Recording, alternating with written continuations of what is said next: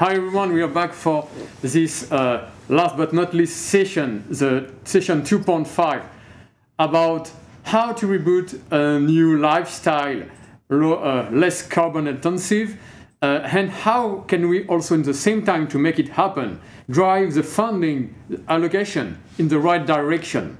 That it comes also to talk on carbon offsetting or carbon offsettings. We could have another look on it. And for introducing the purpose, I would like to address with my distinguished panelists and to present them very shortly. To welcome Dr. Pradeep Monga, former Deputy Executive Secretary to combat the desertification at UNCCD and former Director of Energy and Climate Change at UNIDO.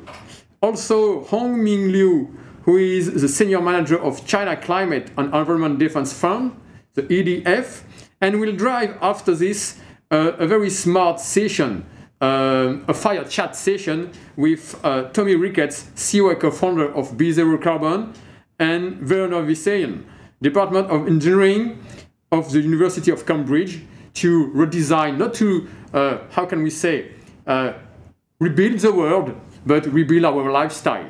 And according to our practice, how can we make line moves from the daily carbon offsetting mechanism to another direction? So before introducing the purpose with this specific fire chat, I would like to share the purpose with Dr. Pradeep Monga, the former Secretary of United Nations. Thank you very much for having me in this very important session that focuses on climate techs, lifestyles, carbon offsetting, with a key focus also on Africa as a region. Let me refer to the opening session, which focused on three key themes, namely everything, everyone is connected everywhere. A crossing approach is needed, and of course, we need a new sustainable deal, and that sums up very well the essence and direction of this very important conference. In my view, there was clear consensus and clarion call in the morning session as well as other sessions to break the silos and start addressing climate change, biodiversity loss, and land degradation collectively and in an integrated way. When we talk about the decarbonization of our economies, we are talking about clean energy systems, which are transformatives, and the way we produce, use, and price our energy. We must also talk about ecosystem services provided by sustainable land management, ecosystem conservation, and landscape restoration approaches.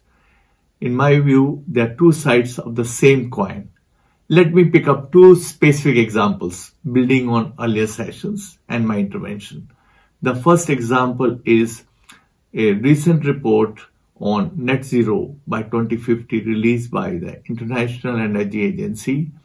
This report, which was also released among other forums at Dublin Climate Dialogues, highlights the fact that climate pledges made by governments to date, even if fully achieved, would fall well short of what is required to bring greenhouse gas emissions fast enough worldwide to achieve less than 1.5 degree by 2050. To achieve net zero by 2050, we would need to move to clean and resilient energy and ecosystems dominated by renewables, especially solar and wind. And this would mean adopting a very ambitious and transformative global clean energy agenda that envisages no investments in new fossil fuel supply projects and no further investments in new coal plants. That will require a fundamental shift in many parts of the world, especially in developing countries. Imagine our world where no sales of new internal combustion engine passenger cars take place by 2035, or by 2040, global electricity sector becomes almost net zero emission sector. This will make huge progress towards achieving net zero by 2050. When we talk about transformative energy systems pathways, it is also important to look at the option of providing access to modern energy to over 800 million people who have no access to energy, and providing clean cooking solutions to 2.6 billion people, especially women and girl child, who are most affected due to lack of access to modern clean energy cooked fuels. And especially these communities live in poorest regions, including sub-Saharan Africa. The second example I would like to talk about is Great Green Wall Initiative, which is taking place in the sub-Saharan region of Africa. The Great Green Wall Initiative is regreening the Sahel, restoring degraded lands, and providing decent livelihoods for its people, covering the Sahel all the way from Senegal in the west to Djibouti in the east, restoring degraded lands, fixing carbon, and at the same time providing jobs and opportunities for millions of people to have a decent life in Africa. The main objective of Great Green Wall initiatives was originally to create a long green vegetation cover of at least 7,000 kilometers long and 50 kilometers wide, all along in the Sahel region, covering almost 11 countries. In recent years, this vision has evolved into an integrated ecosystem management approach, striving for a mosaic of different land use and production systems, especially including value chains, focusing on sustainable dryland management and restoration, regeneration of natural vegetation, as well as water retention and conservation measures, including regenerative agriculture. By 2030, the Great Green Wall Initiative aims to restore almost 100 million hectares of currently degraded land, sequester almost 250 million tons of carbon, and create 10 million jobs in rural areas. This is a very good example of where a transformative ecosystem program can contribute to climate, land, and biodiversity agenda, along with creating jobs. Great Green Wall is in sense covering almost 15 out of 17 sustainable development goals in that region. It is one of the largest transformative projects that addresses climate change, biodiversity, and land degradation at the same time. And this is what we require. Let me conclude by emphasizing the fact that we need more of such transformative projects and programs like Great Green Wall around the world. Africa has shown the green pathway that could transform and decarbonize economies, have ecosystem restoration, address climate change, both on mitigation and adaptation side, and simultaneously create green jobs, promote green energy, and enhance landscape restoration. And that's the way to go.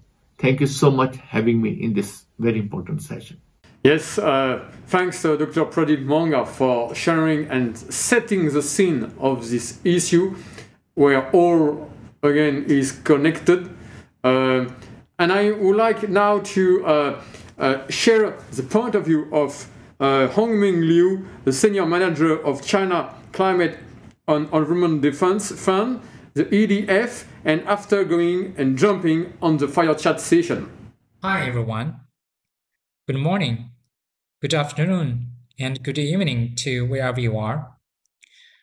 First of all, thanks to the CPC for inviting me to this event and for letting me to share these practices and outlook on China's voluntary GHG emission reduction activities. I'm Liu Hongming, the Senior Manager of Global Climate Initiative at Environmental Defense Fund, Beijing Representative Office. Climate change is the greatest market failure that the world has ever seen. We believe the market-based solutions will be one of the best approaches for addressing climate change globally. As you may know, China recently updated its climate pledge. China will achieve its carbon peaking before 2030, and will achieve its carbon neutrality before 2060. Now a lot of people around the world are seeing what China will take for achieving its carbon and climate commitments. So I will share with you from the voluntary emission reduction perspective the status of China voluntary GHG emission reduction program, which is well known as the CCR program. Here are some facts. The CCR program was officially launched its registry in 2015. In 2017, the CCR program suspended the application for its new methodologies, projects, emission reductions insurance, verification bodies, and exchanges for its reform.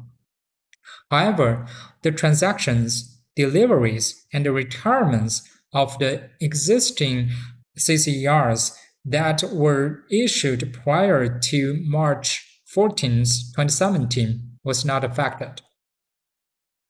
At present, a total of 9 exchanges, 12 verification bodies, and 200 emission reduction methodologies are existing in the system.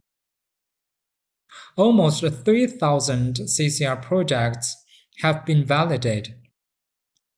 More than 1,000 CCR projects have been registered, and 287 CCR projects have had their emission reductions approved for insurance. The 1,047 registered CCR projects are expected to reduce emissions by almost 140 million tons CO2 equivalent annually. Here are the diagrams that comprehensive showing registered project types of the CCR program. We can see the most registered number of projects belonging to the wind power projects, which brings to more than 50 million tons of CO2 emission reductions annually. Here are the 287 CCR projects that approved for insurance categorized by project types. Wind power projects also stay at the top of the number of projects that approved for insurance and also for the amount of approved emission reductions for insurance. We can also see in the diagram that the registered and approved for insurance project types, LULUCF is really small amount here, including the forestry projects, which means we have a lot of potentials in the future for the biodiversity-related voluntary emission reduction projects that can be registered under the CCR program. Definitely, it will depend on the future CCR program reform and the future requirements of the CCR program. Here are the uses of the China voluntary GHG emission reductions. Each of the China's local carbon markets have introduced the offset mechanisms, which are encourage the usage of the CCRs. As well as the China's national TS, it also planning to use China CCRs in the future. CCRs also adopted by the guidelines for carbon neutrality of large-scale events and as a recommended voluntary emission reduction credits. And also CCR adopted by CORSIA as one of the eligible emission units for addressing international aviation emissions. Other than the national level voluntary GHG emission reduction activities, we have a lot of other voluntary GHG emission reduction activities in China at the provincial and city level. In Beijing has designed 2 local voluntary GHG emission reduction programs, specifically an energy saving programs and a forestry carbon sequestration program. In Guangdong, it has introduced the Puhui Certified Emission Reduction Program. In Fujian, it has introduced a provincial forestry carbon sequestration program. All of these voluntary GHG emission reduction programs are the complementary programs to their local carbon markets, and it incentivized the voluntary emission reduction projects at their local level. After introducing the national and local level voluntary GHG emission reduction activities in China, I would also like to share some outlook for future voluntary GHG emission reduction activities. Back to 2019, EDF did an analysis on how carbon markets can increase climate ambition. In the analysis, global emissions trading could reduce the total mitigation cost of meeting current Paris pledge by 59% to 79%. This translates to about $300 billion to $400 billion in current value terms over 2020 to 2035. If we utilize the global emission trading revenues reinvested into the greater emission reductions, in the analysis, it shows that the cumulative emission reductions over the period of 2020 to 2035 would nearly double the emission reductions that would be achieved using only current policies. So, by this analysis, we actually look forward to more ambitious future voluntary emission reduction activities.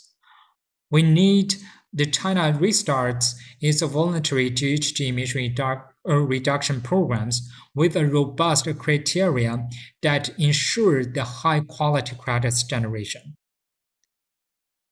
And for the international cooperation, it should follow the guidance such as Article 6 to avoid double counting, double insurance, and double claiming of the voluntary emission reduction. And for the use of voluntary emission reductions towards the carbon neutrality goal should also be carefully defined in the future. This is all of what I'm sharing. Thanks for listening. We are back now. Thanks a lot, Hongming Liu from EDF, the task force to drive a new scheme in China mainland. And I would like now to start this fire chat panel, an exclusive fire chat dedicated to a new lifestyle because a new carbon offsetting mechanism. I would like, first of all, to also share the science-based evidence and the science approach. Probably both of you, Tommy and Werner, so we'll welcome also Werner, who is going to be part of this fire chat. I've heard about the Oxford principle to drive forces and to switch the capital in the, we used to say, the right direction. Supposed to say that the right direction is to be net zero. We hope so. And from this new background, new perspective, what are for you the limits of the daily mechanism of the carbon offsetting, and why we should probably try to find different ways when it comes to offset the carbon, and to be also innovative in this field? How can we push the limits to innovate in this field and to, at the end of the day, to be carbon neutral?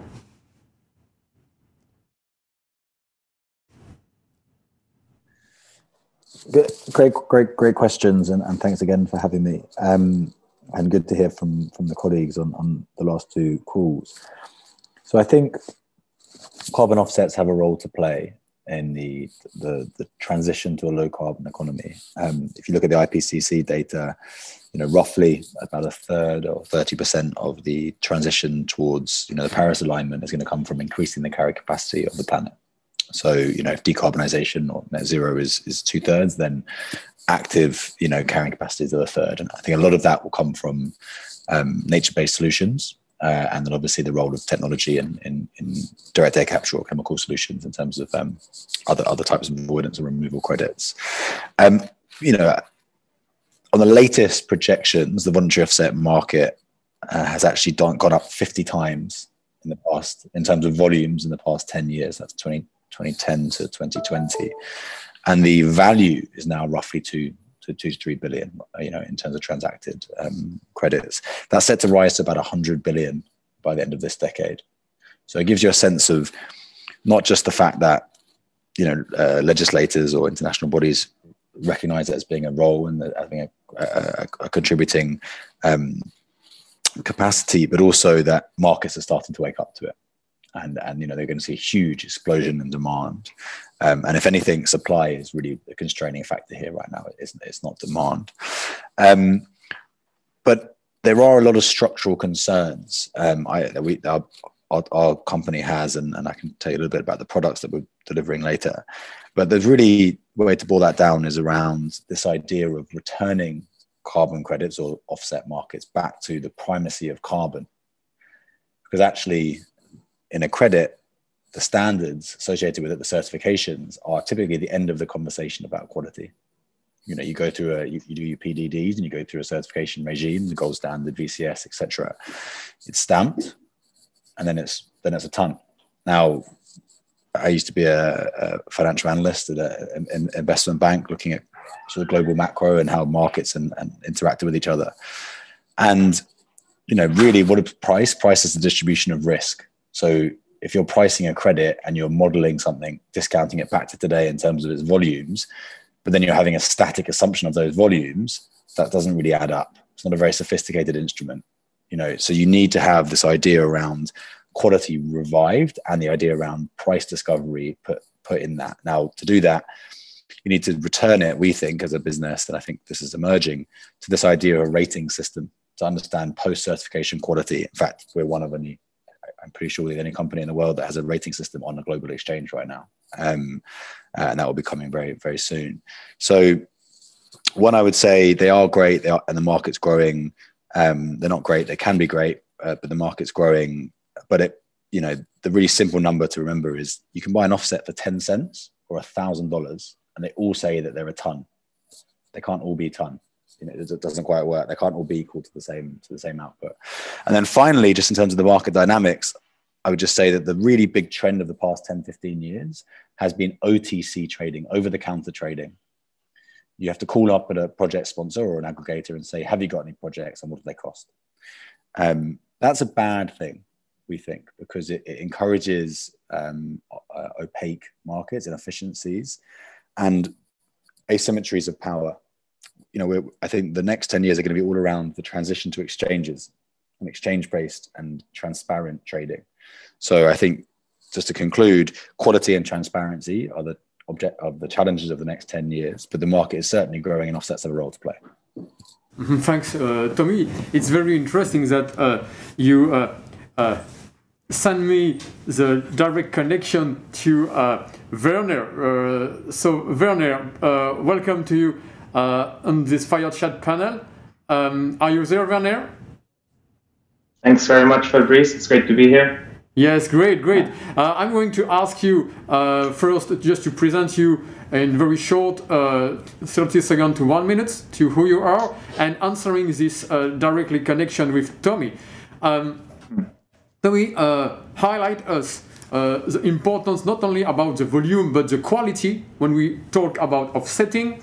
The question will be, in fact, do you think now we have to embed, because we deal also with climate techs in this issue, now to be better, how can we say, transparent, better fair, and all the value chain on the accountancy, to embed like blockchain technology, for example, let's talk like this, and climate techs bridging blockchain technologies could drive an open mind and open transparency for everyone, to be, in fact, to strengthen the market first, and also to scale the market, doing the both of the engine, to strengthen and to scale.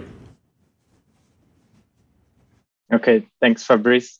Yes, let's introduce you. Just to briefly introduce myself, I'm Werner Visainen. I'm currently a PhD student in engineering at the University of Cambridge. from helping to decarbonize the transport sector to scaling up of lightweight composite materials.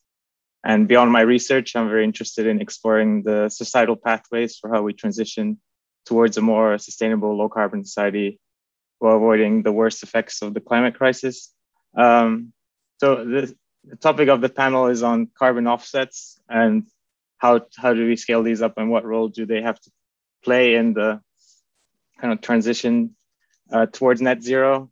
And I have kind of three main points to make, and they'll in some ways respond to what Pradeep and Tommy had said earlier, that they have a lot of potential, but there's also a lot of downfalls in the current makeup of carbon offsets and how they're currently used, which can lead us down a dangerous path, and we need to avoid that at all costs. And I also wanted to highlight the importance of nature-based carbon offsetting solutions as a way forward to build on those co-benefits that Pradeep Manga raised previously through his Great Green Wall project.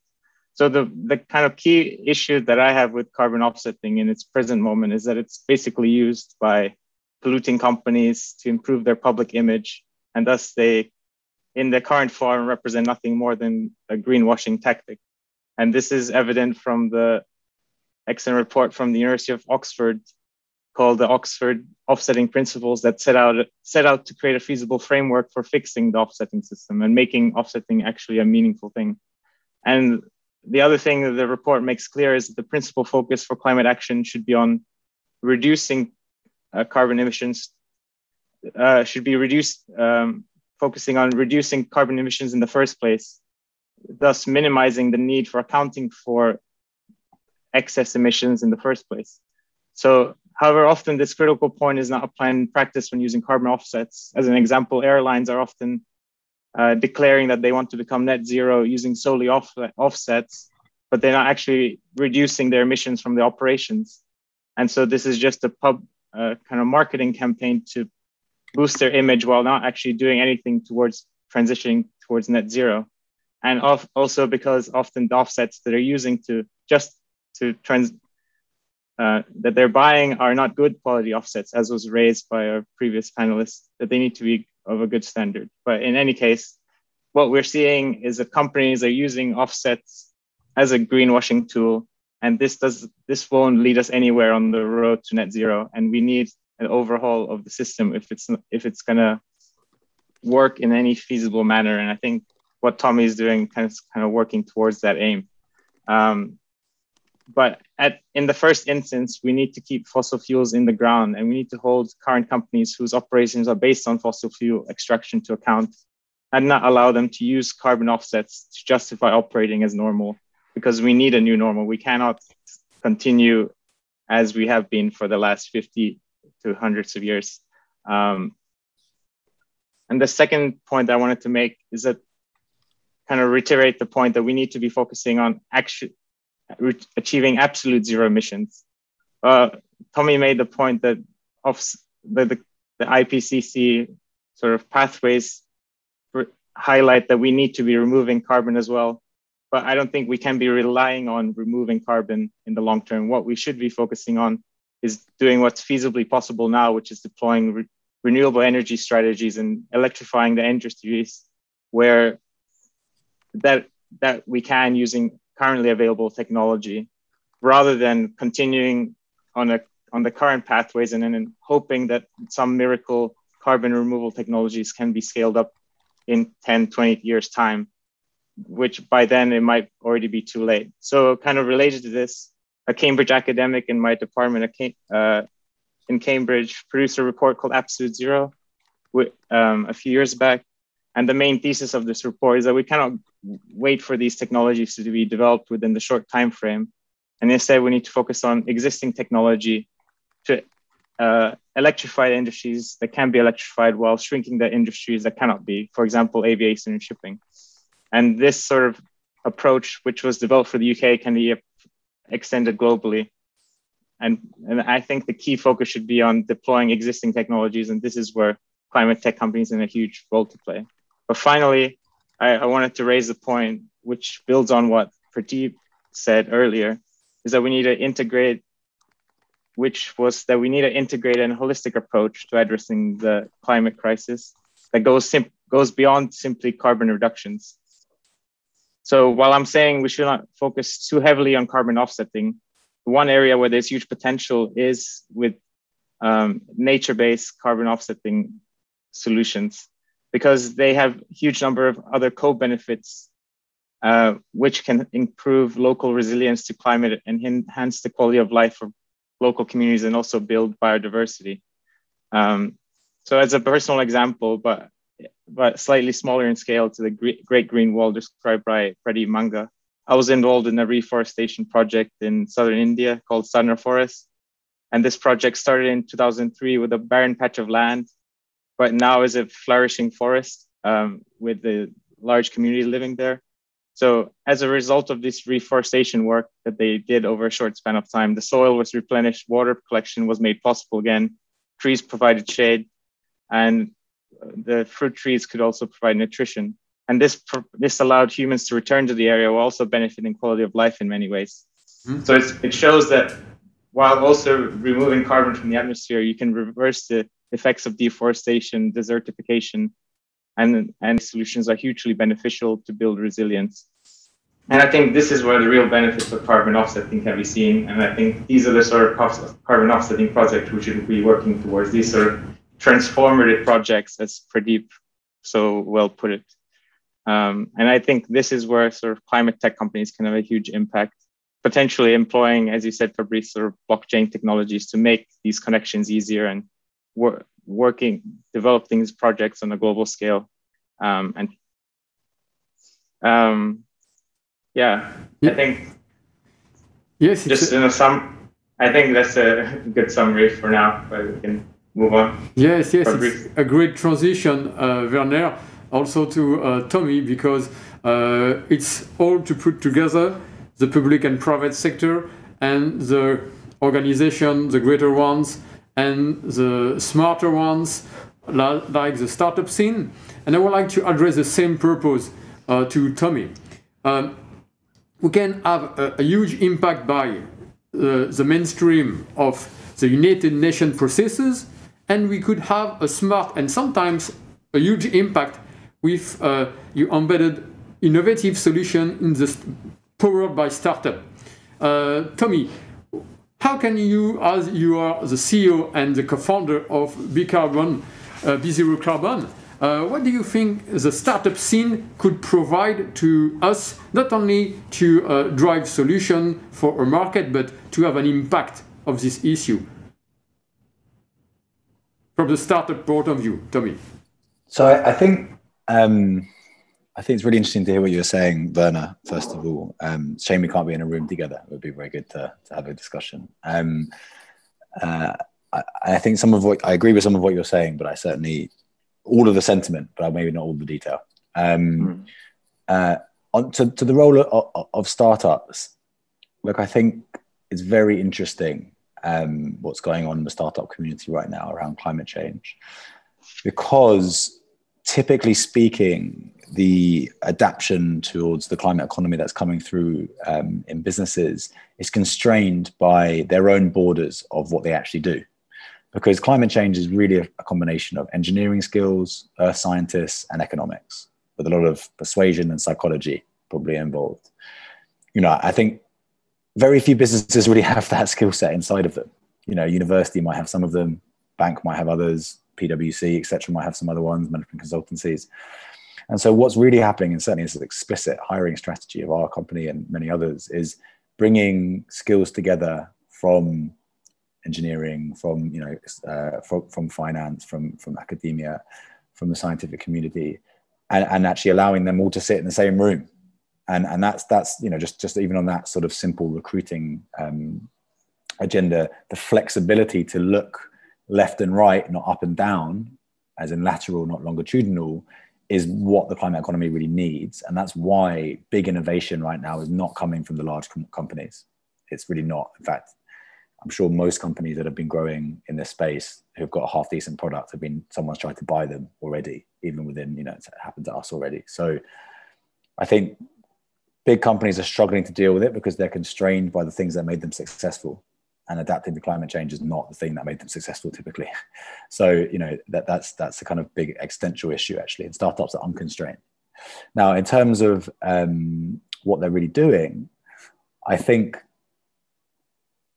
trying to, and this is sort of my pitch to, we have 7 or 8 academics we've taken out of universities. And I slightly give you my sense of what pitch is to them, bearing in mind my colleague and I were professional researchers as well. It's about joining the trenches and joining the front line of making this change and understanding that climate awareness, the transition of the idea of we need to care about this, has been won, but climate action is only starting.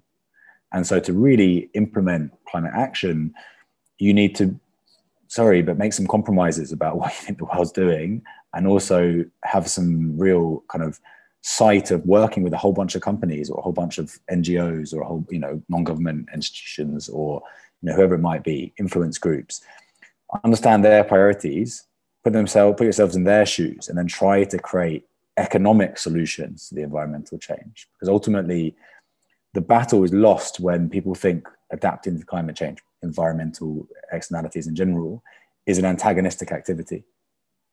The moment you tell someone, stop, negative, you're blowing the world up, you're making everything difficult, you just get people's backups. And you don't need to have worked in politics to know that messaging is very important, and positive messaging is really all of the game here.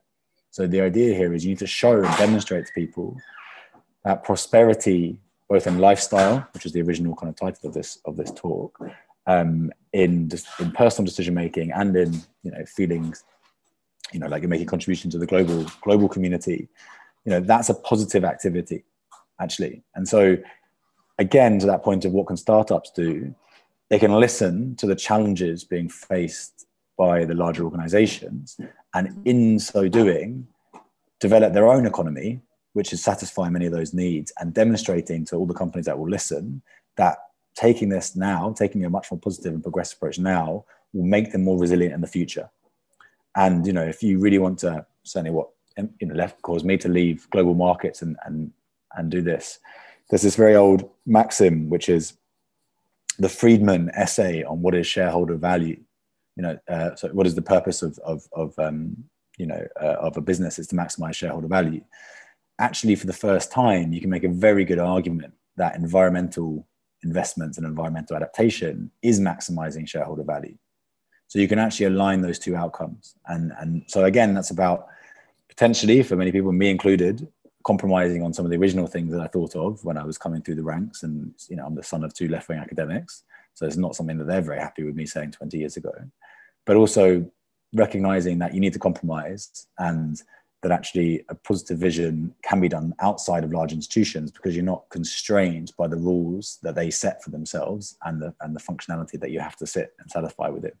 And actually, I'd extend that to universities as well as corporates and governments. So, the private sector has a very crucial role to play in this, because corporates are global, governments are nations, bound by their national boundaries.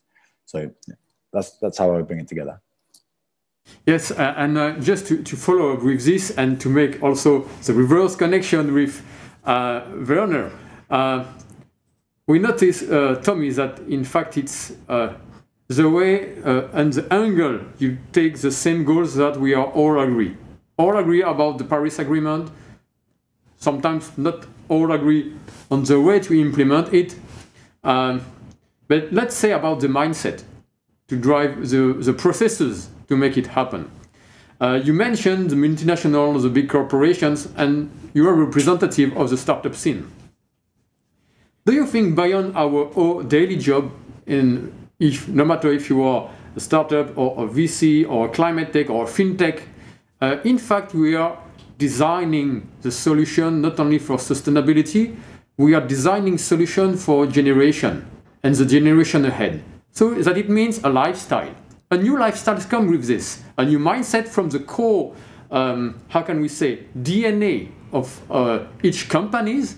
And this mindset we have in common, because we have a common goal. In fact, we are going to live in this world. We don't know what kind of world we will live in. We try to do our best by our own activity and to have an impact, indeed, to try to have an impact on it.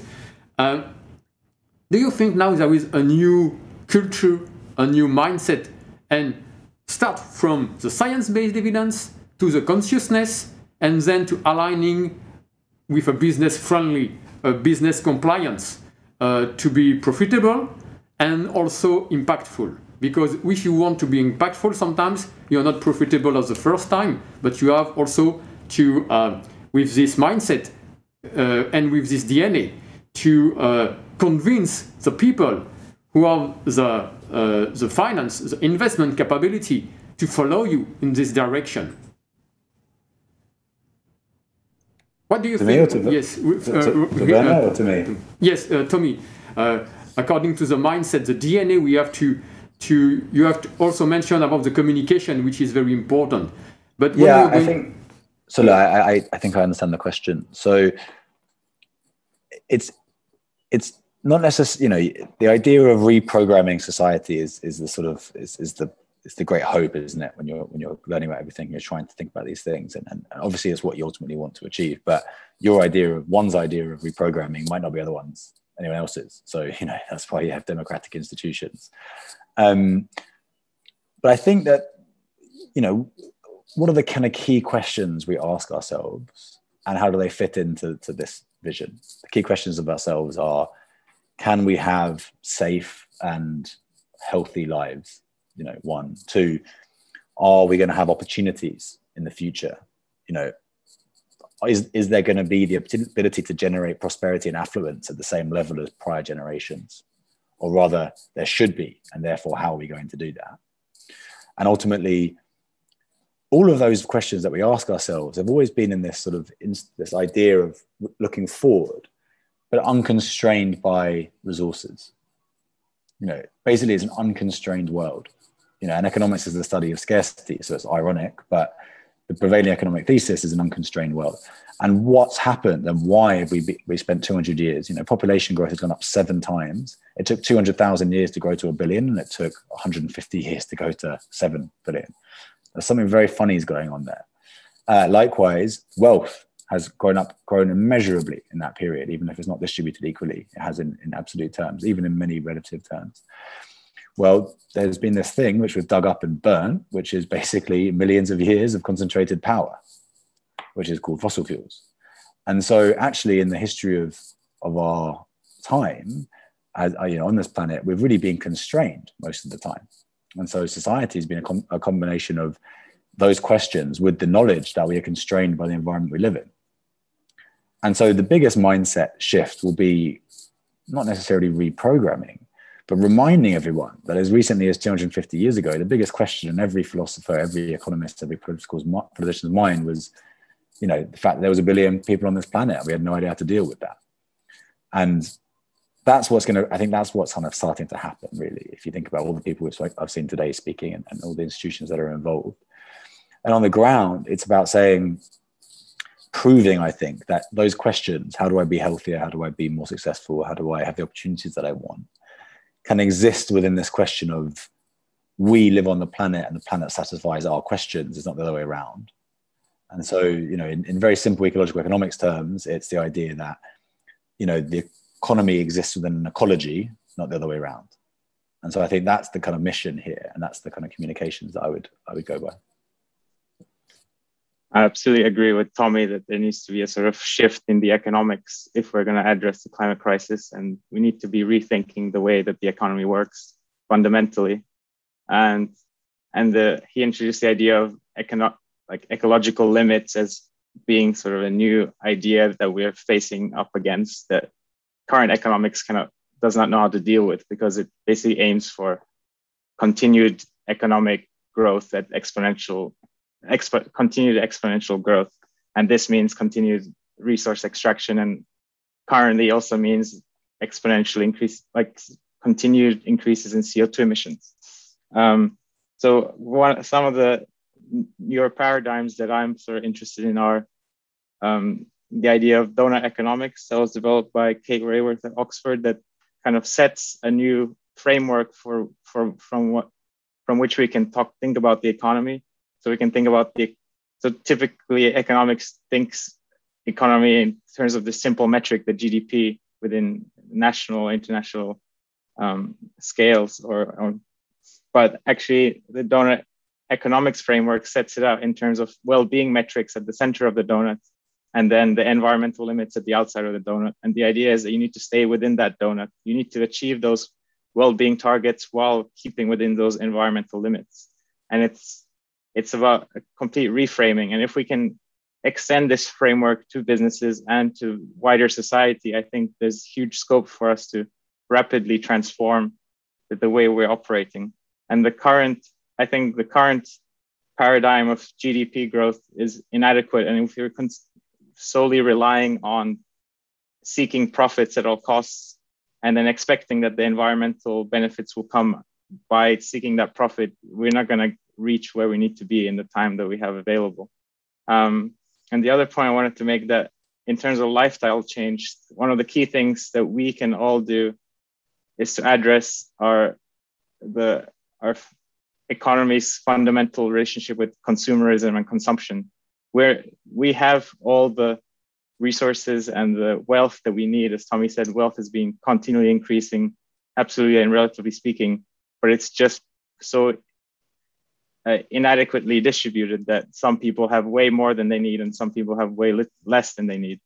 So it's not so, and we don't actually, there's this idea that we need to be constantly growing and consuming more to have better quality of life and better prosperity. But there's new research coming out, for example, from the University of Leeds, showing that we can meet the requirements of the Paris Agreement in terms of our CO2 emissions while having equivalent or better prospects in terms of quality of life. It's just about reducing our consumption. And this, you can do that on an individual level to some extent, but this needs a societal transformation in the way that we're looking at consumption, in our mindsets about consumption and what we are actually, what's the purpose of the economy and what we should be aiming towards. And kind of combining those two, the donor economics and deconsumption and degrowth, I think those are some of the key ways that I think we can look at this. And startups, by having a new, fresh look at things, they can sort of push in that direction. Mm-hmm. Yes, thanks, Werner. I would like now to have an open question to you both. I'm going to bridge 2 points that you have highlighted. First, Tommy, you have highlighted also the growing population from 15 years ago to now probably 7 billion and much more in the next decade. So that it means produce more. And for you, because the demand is huge, and starting from the energy, but the goods and products also. From your also perspective that you are highlight, Werner, is to try to reduce our consumption. So when we just bring these two pieces, there is a clear contradiction. It's mathematical. If we would like to address and to connect, to make these two pieces compliant, we have to be very innovative. If we don't have to be very innovative, it will be, or it could be painful. We know it quite already. So what could be the innovation, startup driven, or the science, or engineering could provide us, in fact, to do both, sometimes to consume less, and the other time to probably to produce more with less. What could be your input on this field, on this crossing field? Tommy. I'll give you a top-down and a bottom-up answer. Top-down, exactly, but from different perspectives. If you really want to affect change, you need to address the fundamental problem with the environment, which is it's not priced. Society has no way to understand it because it doesn't price it. And in fact, it's a Cambridge economist called Arthur Cecil Pigou, who's I'm a particular fan of, who invented the idea of welfare economics and the idea of externalities. And you know, the environment is the mother of all externalities, or the tragedy of the commons, however you want to talk about it. So if you want to really deal with this issue in probably quite a nasty way, certainly for this generation that exists right now, you would reframe this idea of organic versus inorganic food. Just as a simple example, organic food is normally 50, 70% more expensive than inorganic food. Why? Because it's environmentally friendly. There's so much wrong with that statement. Inorganic food should be more expensive than organic food because it's not environmentally friendly. And that's going to cause huge problems, which is the kind of ghost, the ghost in the room for the environmental agenda, which is social welfare. Basically, if you go in and you reprice the environment properly, people who are already poor, who are already suffering, who are already struggling to get access to the things that they need, are going to be, or at least perceptively, going to be priced out of the services.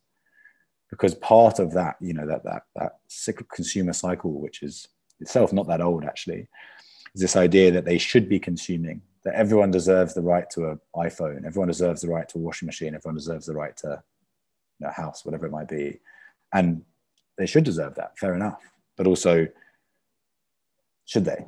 So that's the top-down view. Bottom up, I think, well, that's rather the paradox, should I say. Bottom up, I think the really interesting thing about demographics is you're really talking about, where are countries aging, exception of China, because it's already got a huge base. It's basically Western democracies, US, Western Europe and Japan.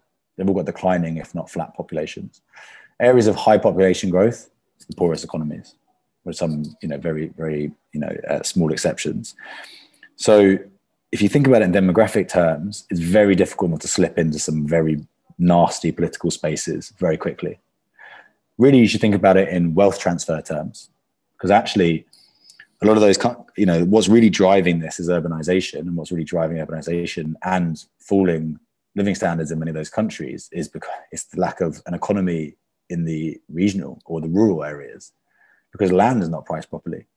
So the bottom-up way of saying this, and this links back to the offset argument, I do think this is the bigger agenda for COP27 actually, is there should be an enormous wealth transfer going on from crowded developed countries to more sparsely populated, richer, environmental countries.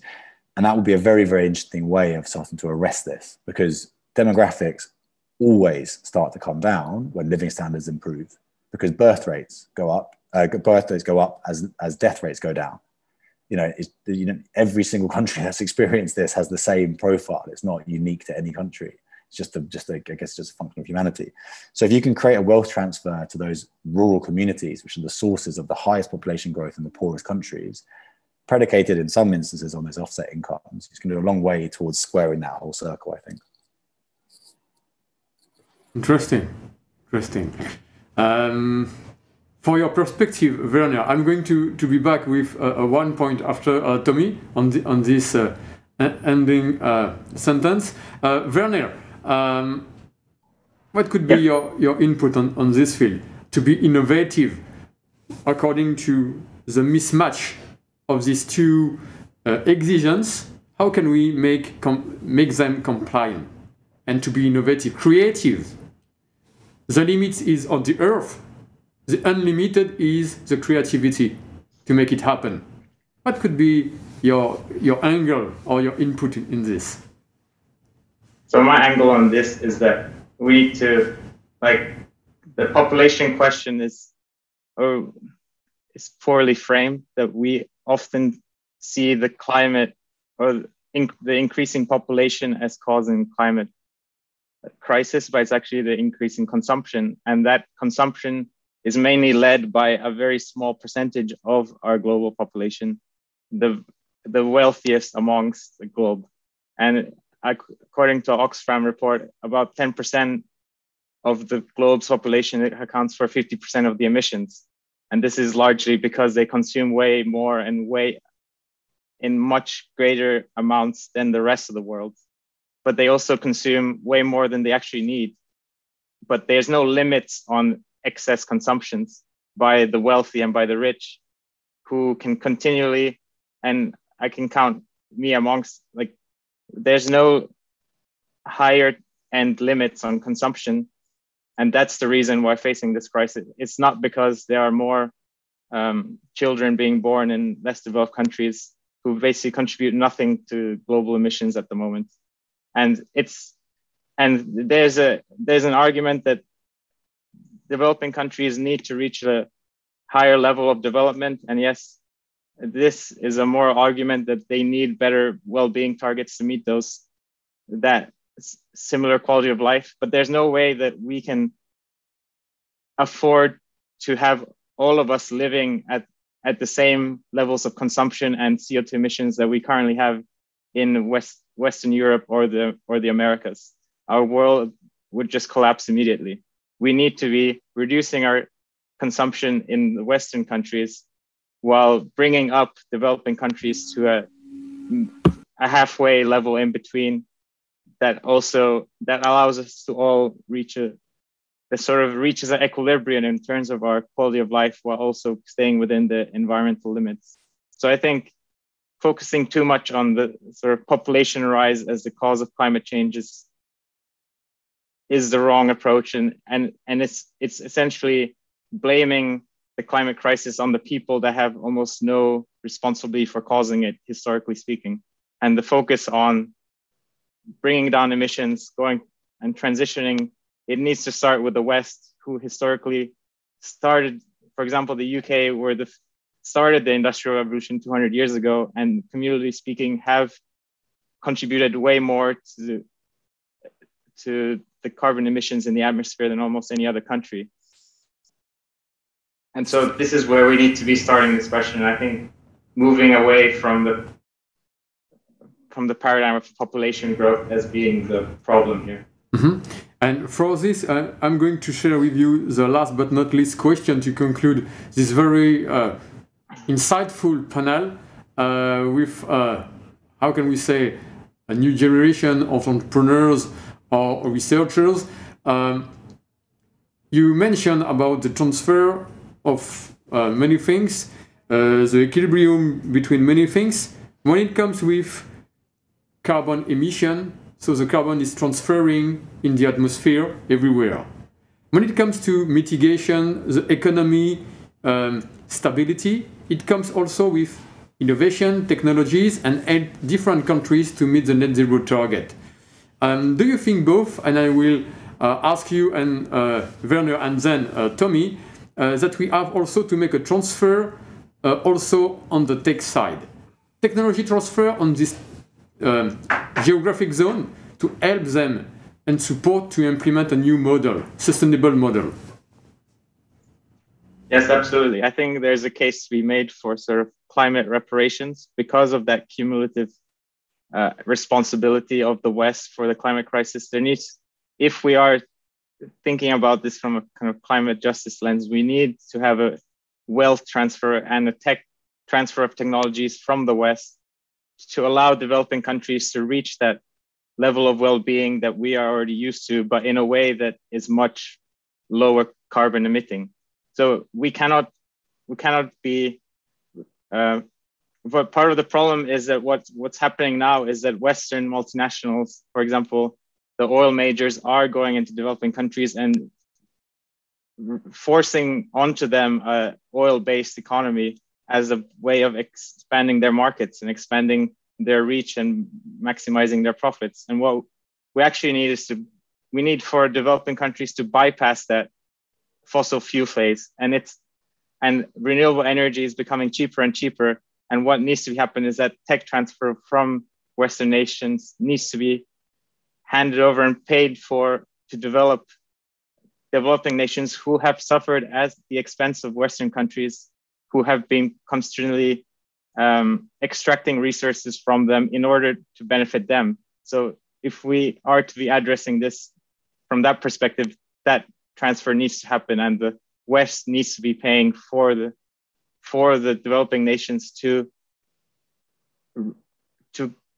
develop into a net zero economy while also bypassing the need for fossil fuels in between. Mm-hmm, mm-hmm. Thanks, Werner. And now just back to Tommy. What will be your input as a representative of the startup scene? I think I think it's a very good question. The idea of technology and money go hand in hand, I think. I think you actually hit the nail on the head when you said carbon is global. It's very interesting to dwell on that point, because carbon is global. So actually, once you start to see some of these technological innovations starting to take off in the more developed countries, they're not going to just turn them off if they start hitting their targets. And one thing that is super interesting is that, back to our last panel, biodiversity is local, socioeconomics is local, carbon is global. So I think in many ways, there doesn't need to be a physical transfer of technology for some of these industries anyway, in the same way as there would have been in different types of industrial complexes, because a lot of these things will be targeting the same source, basically. So I think but for the economic transition, I think the more that companies can start up in any place and start to generate wealth and value creation from climate transition and in the future climate economy, you'll start to rebalance a lot of these issues. So the more that can be done to encourage that, the better. And ultimately, justice and economic prosperity, which is not very good and not very aligned with typical capitalist modes of industrial productivity, that has to be front and center of how we do this in the next 20 or 30 years. Thanks a lot, Tommy. Thanks a lot, Werner, for your deep insight, your practical insight to co-design this panel. I do also, by my side, appreciate our discussion, everything we have shared with it, and also hopefully with the audiences, broad audiences. So I would like to thank Dr. Pradeep Monga, Hongming Liu for their message intervention. Yes, indeed, Tommy Ricketts, and Werner Visayan from UK also. So very pleased to have you, and we are going to turn to another, but not least, series, which is series number 3, to create the new leadership. And I think that we have set the basis of this series. So let's back in a few minutes now.